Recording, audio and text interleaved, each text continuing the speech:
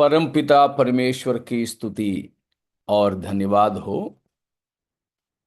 कुछ दिनों के बाद हमें मिलकर प्रकाशित वाक्य की अध्ययन के हेतु प्रभु की उपस्थिति में आने के लिए परमेश्वर ने अवसर दिया। और पिछले एक आध हफ्ते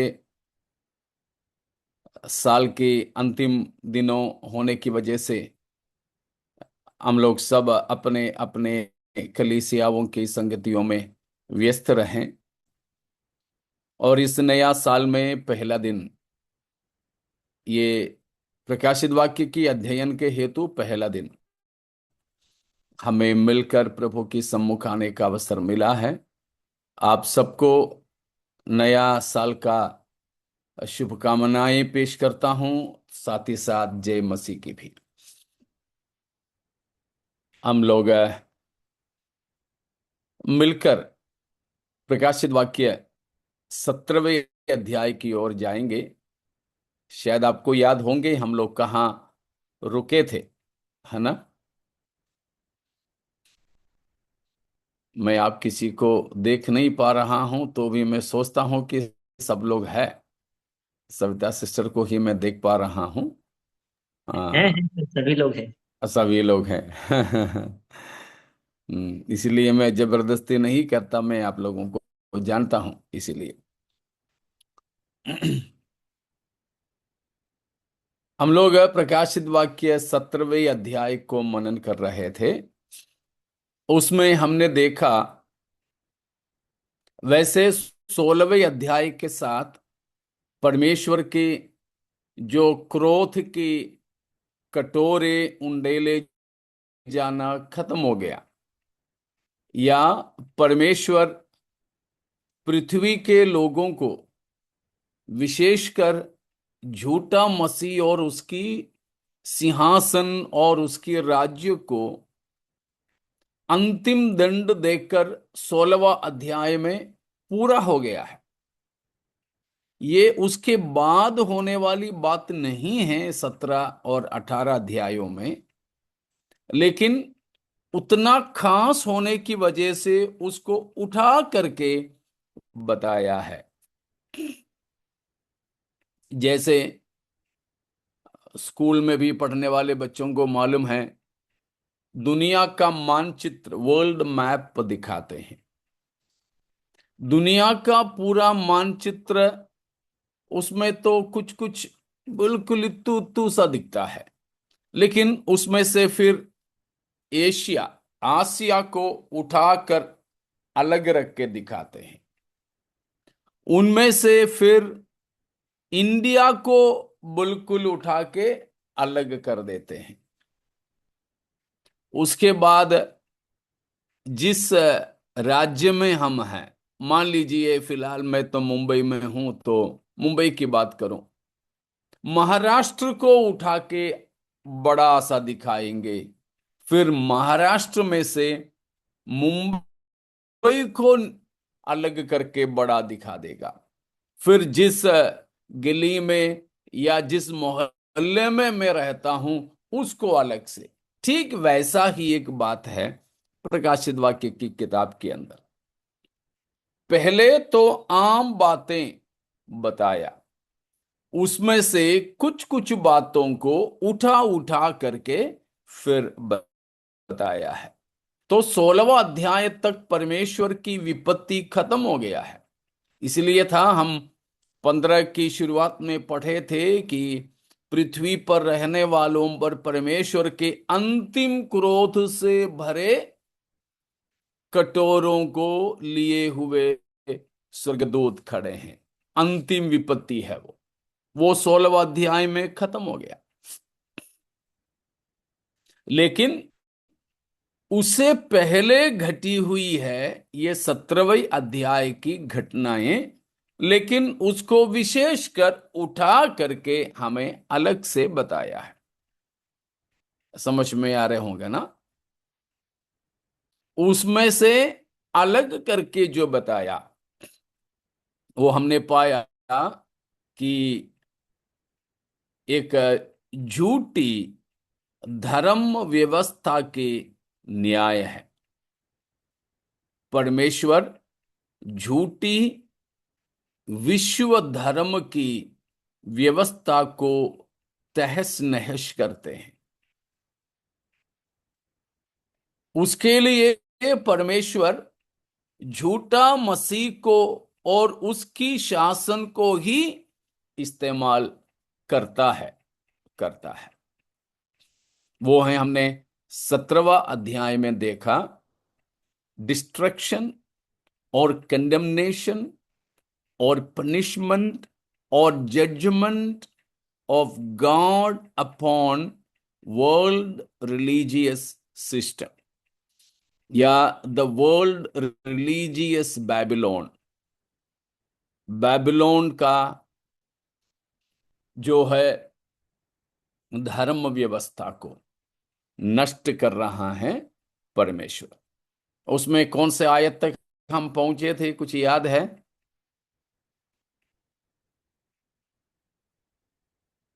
16 16 16 वचन तक। 17 अध्याय का 16। 17 का 16। 16 तक पहुंचे थे। सभी लोग सहमत है ना सविता सिस्टर के साथ? हाँ पास्टर जी। जी, ठीक है। तो 17वां अध्याय की, प्रकाशित वाक्य 17वां अध्याय की 16वां वचन तक हम लोग जो पहुंचे थे, उसमें हमने देखा, सबसे खास तौर पर हम देख रहे थे उसकी 6वां और 7वां वचन को एक और बार पढ़ें, क्योंकि उन दोनों वचनों का विवरण है आगे को। मैं उस स्त्री को पवित्र लोगों का लहू और यीशु के गवाहों का लहू पीने से मतवाली देखा। उसे देखकर मैं चकित हो गया। तब उस स्वर्गदूत ने मुझसे कहा, तू क्यों चकित हुआ? मैं स्त्री और उस पशु का जिस पर वह सवार है और जिसके 7 सिर और 10 सींग है, तुझे भेद बताता हूँ। तुझे भेद बताता हूं। किन किन का भेद है? किन किन का भेद है? स्त्री, वो पशु और जिस पर, हाँ, वो स्त्री और वह पशु। हाँ, तो इसमें खास तौर पर दो बातों की बता रहे हैं। एक है, हमने देखा एक पशु, और उस पशु पर सवार एक स्त्री। एक पशु और उस पशु पर सवार एक स्त्री। दोनों का रंग, उनका वस्त्र, उनकी आभूषण, ये सारी बातें हमने देखा। तो जो दर्शन है वो 1 से लेकर 6 तक की आयतों में है। ठीक है ना? 1 से 6 तक की आयतों में है दर्शन। 7वां आयत से लेकर उसकी विवरण है, उसका भेद या उसकी व्याख्या है। उसमें हमने पाया कि वो स्त्री कौन है, वो पशु का मतलब क्या है, और पशु का 7 सिर है और उसकी 10 सींगें हैं। सींगों में लेकिन राजमुकुट नहीं है। और ये स्त्री बैठे या ये पशु रहने वाले एक बड़े जल है, बहुत से जल है। तो इन सारे चीजों का भेद या अर्थ परमेश्वर स्वर्गदूत के द्वारा यूहन्ना को बताता जा रहा था। आप शायद भूल गए हो, तो इसलिए दोहरा कर एक और बार मैं बताता हूं। ये जो पशु विरोधी मसीह है, झूठा मसीह। प्रकाशित वाक्य 13वां अध्याय में भी हम इसको पशु करके जानते हैं। 13वां अध्याय में झूठा मसीह का राजनीतिक तस्वीर है और 17वां अध्याय में उसका धार्मिक तस्वीर है, उसका धार्मिक तस्वीर। और 17वां अध्याय का है उसका पहला अनुभव, उसका पहला हालात है ये जो 17वां अध्याय में। इसमें हमने पाया कि वो 10 राजाएं उसके साथ राज करने वाले हैं, उन्होंने सिंहासन अभी तक नहीं पाया, इसीलिए उसके 10 सींगों में राज मुकुट नहीं दिख रहा है, राज मुकुट नहीं दिख रहा है। लेकिन 13वां अध्याय में राज मुकुट है। तो वो पशु, और हमने देखा कि पानी जिस पर वो बैठे हैं वो 15वां पद में हमने पाया कि लोग है, जाति जाति है, मतलब मानव समुदाय है। या 15वां पद को एक और बार पढ़ें। फिर उससे मुझसे कहा, जो पारी तूने देखे जिन पर वेश्या बैठी है, वे तो लोग और भीड़ और जातियां और भाषाएं हैं। तो मानव समुदाय है, मानव समुदाय। तो वो मानव समुदाय पर या इन मनुष्यों की झुंड में से ये जो झूठी कलीसिया निकल आएगी, झूठा मसीह भी झूठी कलीसिया भी दुनिया की भीड़ में से आती है, दुनिया की भीड़ में से, मनुष्यों में से, और कहीं से नहीं, और कहीं से नहीं। और उसके बाद हमने देखा वो पशु, उसका रंग क्यों दोनों के बैंगनी रंग है, वो पाप को दर्शाता है, पाप की बहुतायता। इन दिनों में भी हम देखते हैं कि पाप हर जगह बढ़ रहे हैं। मैं उसको ऐसे बोलता हूं कि लीगलाइजेशन ऑफ सिन, पाप की वैधीकरण हो रहा है, पाप वैध बनता जा रहा है। कुछ कुछ पाप करना कानूनी वैध है, कानूनी तौर पर वैध है। वो कई प्रकार के पाप है, कई प्रकार के पाप, कई प्रकार के आर्थिक पाप करना वैध है, लाइसेंस मिलता है। हमें मोबाइल में, कंप्यूटर में वगैरह वगैरह भी विज्ञापन, एडवर्टाइजमेंट मिलता है, रम्मी खेलो, है ना, जीत पाओ, फलाने को रम्मी खेल के इतना लाख रुपया मिला, इतना करोड़ रुपया मिला। आप पहले खेलोगे तो 25,000 रुपया मुफ्त में मिल जाएगा आपको। तो ये के दृष्टांत मैंने बताया। तो इस तरह है कि पाप जो है वैध बनता जा रहा है, कानूनी बनता जा रहा है, कानूनी तौर पर वो अपराध नहीं माना जा रहा है। तो इस तरह पाप बढ़ता जाएगा, पाप जब बढ़ता जाएगा तो ये झूठी कलीसिया को भी, झूठी मसीह को भी प्रकट होना बहुत आसान होगा। अभी आप पाप की बढ़ती हुई देखने को पाते हैं, पाप बढ़ रहे हैं। तो वो है उसकी बैंगनी रंग, लाल रंग, और सब प्रकार की आभूषण।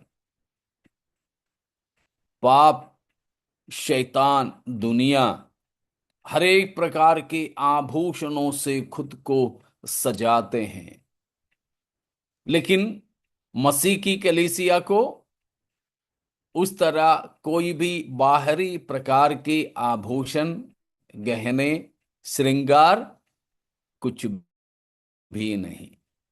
इसीलिए हैं हम प्रभु के लोग श्रृंगार करने के लिए मना करते हैं।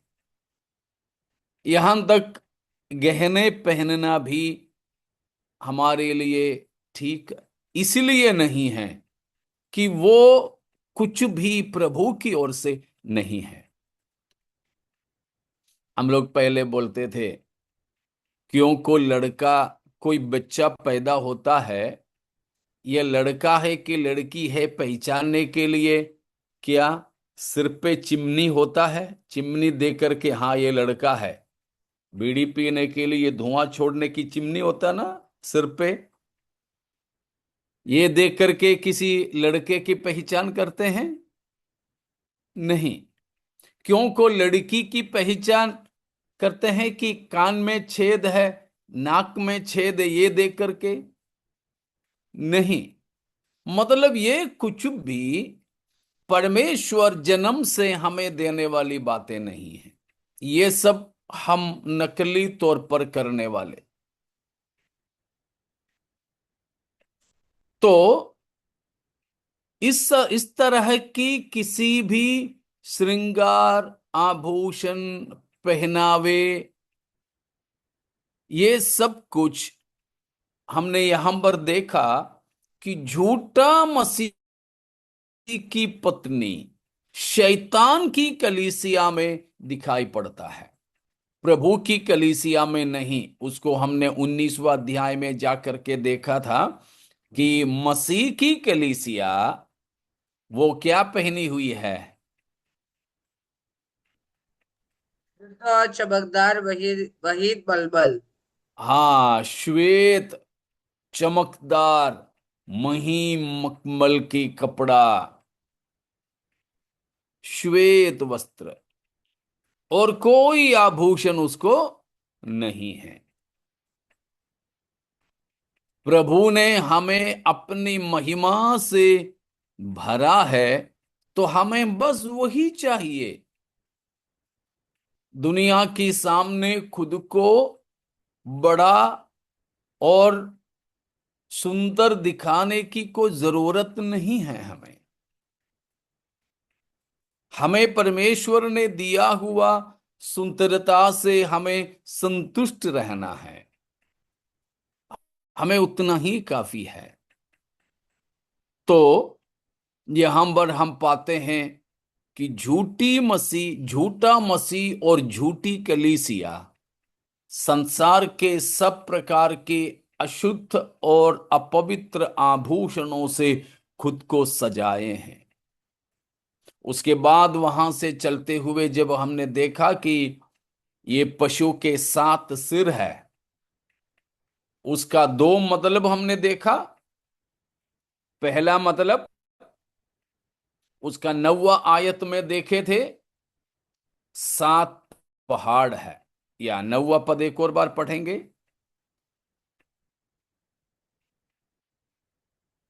कोई भी जल्दी।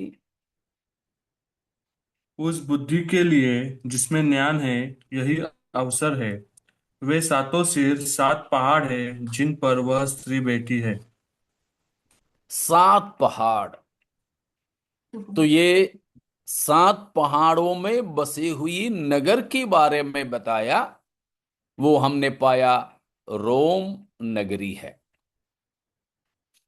7 सिर का दूसरा मतलब है 10वां आयत में हमने देखा था। 10वां आयत, वे 7 राजा भी है, 5 तो हो चुके हैं और एक अभी है, और एक अब तक आया नहीं, और जब आएगा तो कुछ समय तक उसका रहना भी अवश्य है। वो 7 राजाएं हमने देखा कि राज्य है। 5 हो चुका था, 6वां अभी है, 7वां आने वाला है। उसके बाद हमने देखा वो पशु कौन है? फिर 10 सींगों के भी मतलब हमने देखा कि वे 10 राजाएं हैं, उसका 12 और 13 भी। जो 10 सिंह तूने देखे वे 10 राजा है जिन्होंने अब तक राज्य नहीं पाया, पर उस पशु के साथ घड़ी भर के लिए राजाओं का अधिकार पाएंगे। यह सब एक मन के होंगे और अपनी अपनी सामर्थ्य और अधिकार उस पशु को देंगे। तो झूठा मसीह को राजा बनाने वाले, अपने अधिकार उसको देने वाले 10 राजाएं, वे भी झूठा मसीह के साथ थोड़े समय के लिए राजपद को अपनाएंगे। वो हमने 10 सींगों का मतलब देखा। वो सींगों की शुरुआत वगैरह कहाँ से हैं, हमने दानियेल 2 में जाकर के उन बातों को भी मनन किए थे। ठीक है। और उसके बाद में हमने देखा कि उसकी 13-14वीं वचन, या उसका 14वीं वचन को पढ़ेंगे। 14वीं वचन। वे मेमने से लड़ेंगे और मेमना उन पर जय पाएगा, कि क्योंकि वह प्रभुओं का प्रभु और राजाओं का राजा है, और जो बुलाए हुए और चुने हुए और विश्वासी है वे उसके साथ है, वे भी जय पाएंगे।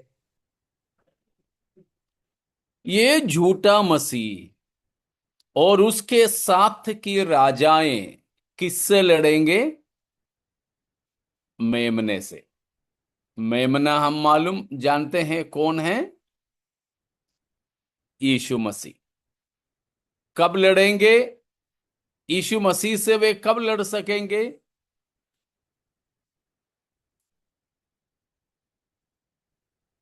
कब लड़ सकेंगे? जब प्रभु यीशु स्वर्ग से अपने पवित्र लोगों के साथ धरती पर उतर आएंगे, उस समय प्रभु यीशु अपने पवित्र लोगों के साथ, यानी स्वर्ग की सारी सेना के साथ इस धरती पर उतर आएंगे। उस समय झूठा मसीह इन सारे पृथ्वी के राजाओं के साथ प्रभु यीशु मसीह से लड़ेंगे। वो लड़ाई का नाम हमने सीखा है ना, याद होंगे। अरमगदोन की लड़ाई। आर्मगेदोन की लड़ाई। ठीक है। उसके बारे में हमने 16वां अध्याय 12 से 16 तक की आयतों में सीखे थे, और 14वीं अध्याय में भी देखे थे, और 19 अध्याय में भी उसके बारे में देखते हैं। तो सारे पृथ्वी के राजाएं हमारे प्रभु यीशु मसीह से लड़ेंगे, क्योंकि उस समय प्रभु यीशु मसीह इस धरती पर जो उतर आएंगे वह मनुष्य के रूप में होंगे या परमेश्वर के रूप में होंगे? मनुष्य के रूप में ही होंगे। मनुष्य रूप में होंगे, बिल्कुल। क्योंकि प्रभु यीशु मसीह जब से मरियम से जन्म लिया तब से मसीह में ये दोनों रूप एक साथ में हैं, ईश्वरत्व भी मनुष्यत्व भी। ठीक है ना? ईश्वरत्व भी मनुष्यत्व भी। मतलब प्रभु यीशु मसीह अनादि से लेकर परमेश्वर ही है, लेकिन कुंवारी मरियम से जन्म लेने से लेकर अपना परमेश्वरत्व को छोड़ दिया क्या? नहीं। नहीं। थोड़ा सा कम कर दिया होगा? नहीं, बिल्कुल भी नहीं। यीशु मसीह अनादि से लेकर परमेश्वर है, पूरा पूरा परमेश्वर है, आधा अधूरा नहीं, नॉट ए सेमी गॉड। परंतु प्रभु यीशु मसीह अनादि से लेकर पूरा पूरा परमेश्वर है। ठीक है ना? पूरा पूरा परमेश्वर है। जब से प्रभु यीशु मसीह कुंवारी मरियम में जन्म लिया, तब से अपना परमेश्वरत्व के साथ में मनुष्यत्व भी जुड़ गया। तब से यीशु पूरा पूरा परमेश्वर है और पूरा पूरा मनुष्य भी है। ये दोनों प्रभु यीशु मसीह में सम्मिलित है, परमेश्वरत्व भी मनुष्यत्व भी। यीशु मसीह अभी भी पूरा पूरा परमेश्वर, पूरा पूरा मनुष्य है। इसीलिए प्रभु यीशु मसीह अब जब उत्तर आएंगे, तब प्रभु यीशु मसीह तो परमेश्वर रहेगा ही रहेगा, साथ ही साथ में वो मनुष्य रूप में होगा। क्योंकि प्रभु यीशु मसीह को पृथ्वी पर राज करना है। पृथ्वी पर स्वर्गदूत नहीं रहते, परंतु मनुष्य रहते हैं। इसलिए मनुष्यों पर राज करने के लिए यीशु को मनुष्य ही बन करके आना है। इसलिए प्रभु यीशु मसीह पुनरुत्थान पाया हुआ और स्वर्ग में उठा लिया गया उसी मनुष्यत्व के रूप में वापस आएंगे। इसीलिए झूठा मसीह और उसके साथियों को प्रभु यीशु मसीह से लड़ना संभव हो जाएगा। अगर यीशु मसीह परमेश्वर के रूप में अनदेखी और अदृश्य रूप में आए, तो शरीर में रहने वाले झूठा मसीह और पृथ्वी के राजाएं यीशु मसीह से लड़ नहीं सकेंगे, देख भी नहीं पाएंगे। लेकिन मसीह मनुष्य रूप में आएंगे। शक तो नहीं है किसी को ना?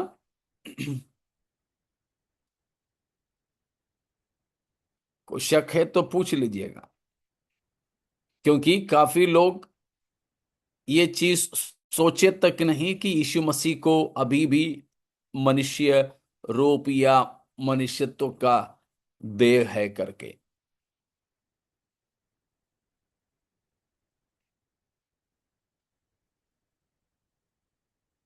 ठीक है, कोई शक नहीं किसी को, अच्छी बात।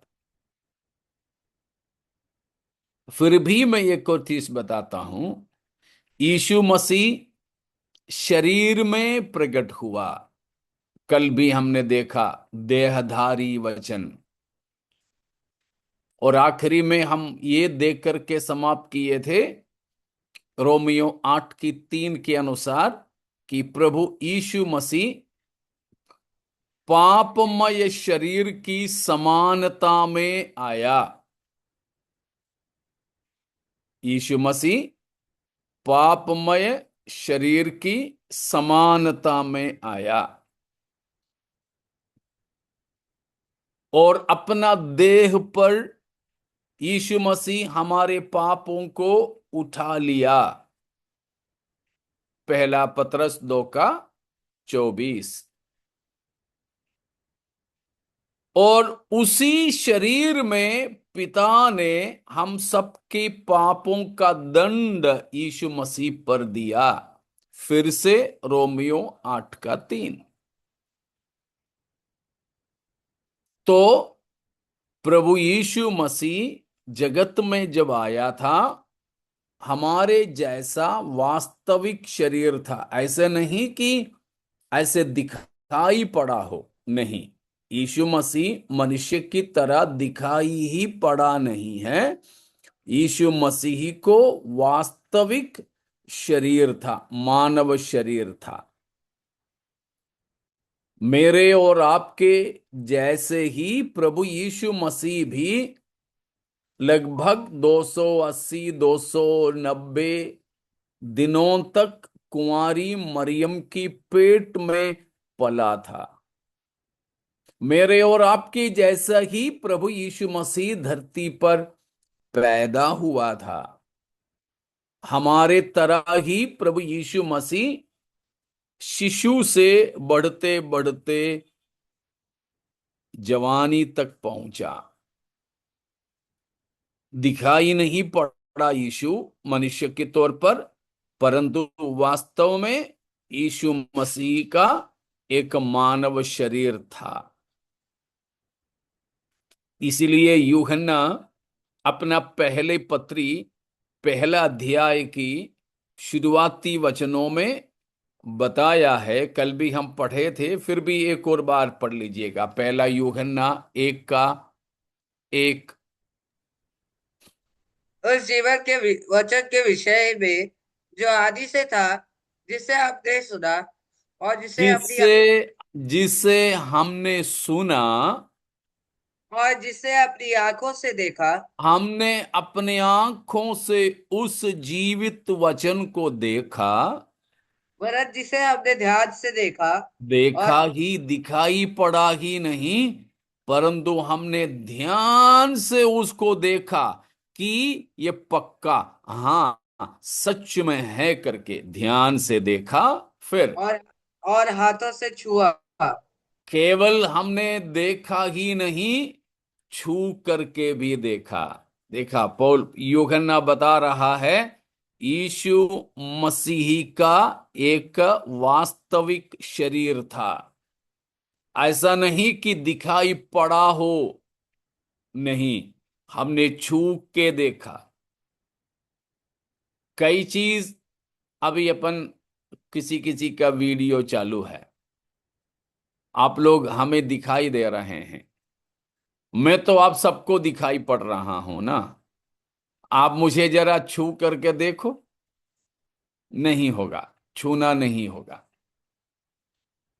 हाँ, वास्तव में तो हूं मैं या आप, लेकिन छू नहीं पाएंगे। लेकिन प्रभु यीशु मसीह को उन लोगों ने क्या किया? छू करके देखा। उसका मतलब यीशु के पास एक material body, body with matter, पंच भौतिक वस्तुओं से बना हुआ एक शरीर किसके पास था? यीशु के पास, यीशु के पास। इसीलिए ही तो यीशु मसीह को खाना खाना पड़ा, यीशु मसीह को विश्राम करना पड़ा, यीशु मसीह को यात्रा करने के लिए कन्वेयंस की जरूरत पड़ा। कोई आवाज तो नहीं आ रहा है ना आप लोगों को? ठीक है। यहां तो बिल्कुल नीचे कुछ बड़ा जोर से डीजे बज रहा। कोई आपको आवाज नहीं आ रही, अच्छी बात, ठीक है। तो यीशु मसीह को यात्रा करने के लिए साधन की जरूरत पड़ा, मसीह को कपड़ा पहनना पड़ा, ठीक है। ये सब इसीलिए था कि यीशु के पास एक वास्तविक पंच भौतिक वस्तुओं से बना शरीर था, जैसे मेरे और आपके पास। तो प्रभु यीशु मसीह हमारे जैसा ही जन्म लिया, पैदा हुआ, बड़ा हुआ।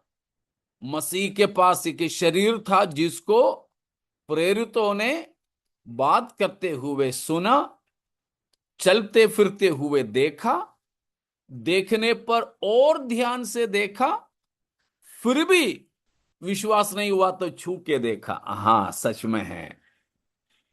सच में है। तो मसीह के पास एक देह था, उसी देह में गेतसमने की वाटिका में यीशु मसीह कैदी हो गया था। अगर मसीह के पास एक देह नहीं होते तो यीशु मसीह को कोई कैद नहीं कर सकते थे। अभी तो प्रभु यीशु मसीह भारत में है, लेकिन भारत सरकार मसीह पर कोई पाबंदी नहीं लगा सकते। अभी एक प्रभु के दास विश्व में सबसे बड़ा प्रचारक था, दुनिया के सबसे बड़ा मसीही प्रचारक, और दुनिया में सबसे ज्यादा लोगों को सुसमाचार सुनाने वाला प्रभु के दास। शायद आप उनका नाम जानते होंगे। जानते हो कोई? दुनिया में सबसे ज्यादा लोगों को सुसमाचार सुनाने वाला प्रभु के दास Billy Graham. Doctor Billy Graham. Doctor Billy Graham सबसे ज्यादा लोगों को सुसमाचार सुनाने वाला था। वो प्रभु में सो गया। उनकी बेटा अभी भारत में आने वाला था, लेकिन भारत में आने के लिए उनको अनुमति नहीं दिया गया। उनको अनुमति नहीं दिया गया। लेकिन हमारे प्रभु यीशु मसीह को इधर आने के लिए किसी की अनुमति की जरूरत नहीं है। किसी की अनुमति की जरूरत नहीं है, क्योंकि प्रभु यीशु मसीह अब मेरे और आपकी जैसा एक भौतिक शरीर में नहीं है कि प्रभु यीशु को अगर भारत में आना है तो पासपोर्ट की जरूरत नहीं है, टिकट लेने की जरूरत नहीं है। ठीक है, लेकिन उस समय ऐसा नहीं था। रोमियों ने और यहूदियों ने यीशु को कैद कर दिया, तब तो प्रभु यीशु मसीह हमारे जैसा मानव शरीर में था। इसीलिए प्रभु यीशु को उन लोगों ने कैद किया। और इसीलिए प्रभु यीशु को राजाओं के या फिर न्यायाधीशों के सामने पेश किया। राजाओं के और न्यायाधीशों के सामने पेश किया। इसीलिए प्रभु यीशु मसीह को उन लोगों ने मारा, पीटा, क्रूस पर चढ़ाया।